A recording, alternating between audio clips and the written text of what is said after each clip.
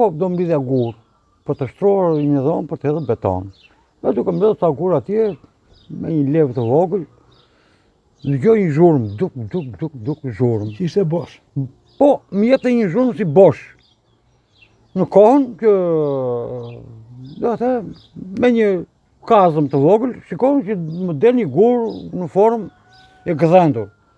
Thash, diçka esh. E shkojmë që ajo ishte diçka e punuar. Po, duke që ishte punimi vjetër. Si gur arkeologjik, dikush e kishte punuar. Thash, diçka esh. E zbuluam, e pam, që ai ishte varr. Kishte që brenda në... Brenda në varr, aktualisht nuk kishte asnjë gjë.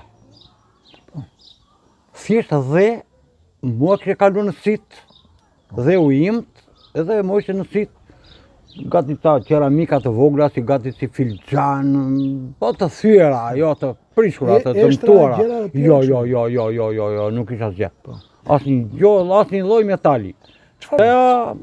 Mbas disa kohësh, këtu një bashkëshatar im jetënor Çanaj që ka studiuar në Itali për arkeologjin, më thoshte që unë punoj për këto dhe shikoj që po bën disa vizatime andej, thash ore, ka një varr Vilavant.